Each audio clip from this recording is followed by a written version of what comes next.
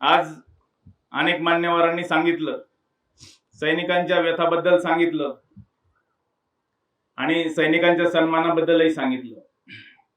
आणि आपण ज्यावेळेस सैनिक संघटना स्थापन करतो तर खऱ्या अर्थानं सैनिक संघटना का स्थापन करायची आणि सैनिक संघटना स्थापन केल्यानंतर या संघटनेच्या माध्यमातून काय फायदा होऊ शकतो।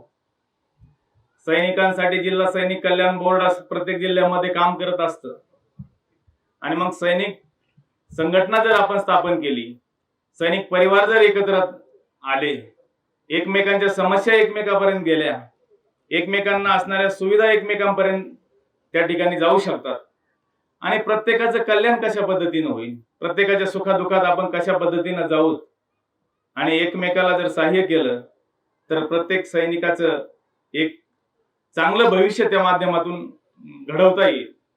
आणि सैनिक संघटना तयार झाल्यानंतर सैनिकांचे बचत गट आपण त्या ठिकाणी तयार करू शकतो।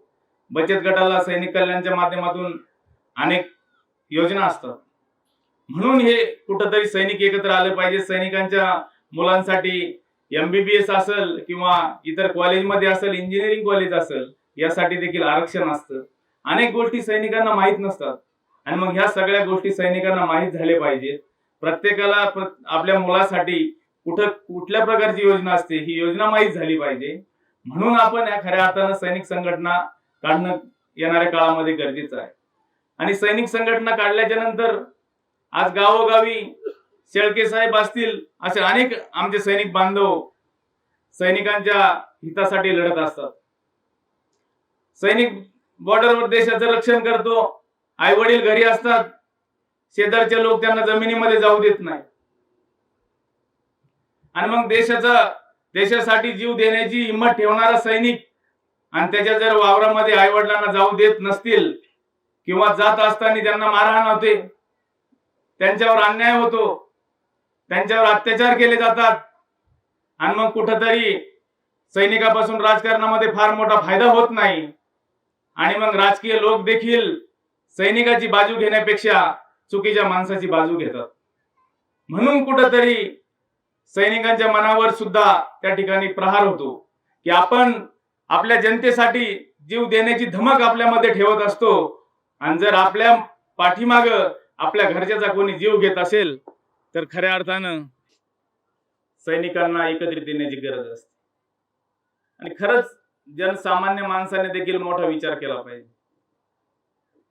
जो माणूस आपले मुलं बाळ आई वडील सोडून देशाचं रक्षण करतो, त्या परिवाराला जपण्याची गरज खऱ्या अर्थानं त्या गावची जबाबदारी असते, त्या गावातील लोकांची जबाबदारी असते की सैनिकाच्या परिवाराला आपण जीव लावला पाहिजे। आणि त्याच्या उलट घटना या महाराष्ट्रामध्ये घडताना दिसतात आणि म्हणून मग सैनिकांनीही कुठेतरी एकत्र आलं पाहिजे आणि सैनिकांना एकत्र आणण्यासाठी आम्ही त्या ठिकाणी प्रयत्न करत आहोत। आणि सैनिक एकत्र आला फक्त सैनिकाचा विकास होणार नाही। आज देशामध्ये राज्यामध्ये राजकीय विषयावर आपल्याला सर्वांना माहित आहे परिस्थिती राजकारणाची कुठल्या थरावर जाऊन पोहोचलेली आहे आणि अशा वेळेस आपण केंद्र सरकारला राज्य सरकारला त्या ठिकाणी मागणी केली की आमच्या सैनिकांसाठी तुम्ही ग्रामपंचायत मध्ये एक सदस्य आरक्षित करा, तुम्ही पंचायत समितीमध्ये एक सदस्य आमच्या माजी सैनिकांसाठी एक आरक्षित करा, तुम्ही जिल्हा परिषद मध्ये आमच्या माजी सैनिकांसाठी एक सदस्य आरक्षित करा, तुम्ही विधान परिषदेमध्ये आमच्या सैनिकांसाठी एक विधान परिषद सदस्य आरक्षित करा आणि लोकसभा आणि राज्यसभेमध्ये आम्हाला त्या ठिकाणी एक सदस्याचं राजकीय आरक्षण द्या। आपण ही भूमिका महाराष्ट्र सरकार आणि केंद्र सरकार दोन्ही निवडणूक आयोगांकडे मांडली। आता मला तुम्ही सांगा, या देशातल्या जनता एकही माणूस या देशातला ह्या गोष्टीला विरोध करू शकणार नाही, कारण प्रत्येक जनतेला आशा आहे की सैनिक हा इमानदार आहे आणि खरंच जर सैनिकाला ग्रामपंचायत पासून गल्ली पासून जर दिल्ली पर्यंत फक्त एका सीटाचं जर आरक्षण दिलं तर गावापासून तर देशापर्यंत खऱ्या अर्थानं स्वातंत्र्य यायला वेळ लागणार नाही, जनसामान्यांच्या प्रश्न त्या ठिकाणी सुटायला वेळ लागणार नाही। परंतु सरकारचं ध्येय धोरण वेगळ्या दृष्टीने असतं आणि सरकार त्याकडे दुर्लक्ष करतं. म्हणून खऱ्या अर्थानं येणाऱ्या काळात सैनिकच नव्हे, त्यांच्या जोडीला शेतकरी सुद्धा असले पाहिजेत. मुलगा सैनिक असतो आणि वडील शेतकरी असतो. मुलगा रात्रभर देशाचं रक्षण करतो आणि आई वडील इकडे दिवसभर काबाड कष्ट करतात आणि त्याच्या माध्यमातून आपला खऱ्या अर्थानं देश चालतो. मग जर देशाच्या दोन कणखर बाजू एकत्र आल्या तर का विकास होणार नाही, का जनसामान्यांना न्याय मिळणार नाही? म्हणूनच खऱ्या अर्थानं माझं महाराष्ट्रातीलच नव्हे तर देशातील मी सैनिकांना आवाहन करतो की आपण खरंच प्रत्येकानं एकत्र आलं पाहिजे आणि एकत्र येऊन आपल्या गावासाठी आपल्याला काय करता येईल, आपल्या गावातील तरुणांसाठी आपल्याला काय करता येईल, आपल्या एकमेकांसाठी आपल्याला काय करता येईल, हा त्या ठिकाणी प्रयत्न केला पाहिजे. कुणी कसंही वागू द्या, कुणी कसंही चालू द्या, पण आपल्याला जे प्रामाणिकपणाचं शिक्षण मिळालंय या शिक्षणातून आपण आपलं काम प्रामाणिक करायचं आणि प्रामाणिक काम करणाऱ्या माणसाचा खऱ्या अर्थानं शेवट चांगला होतो.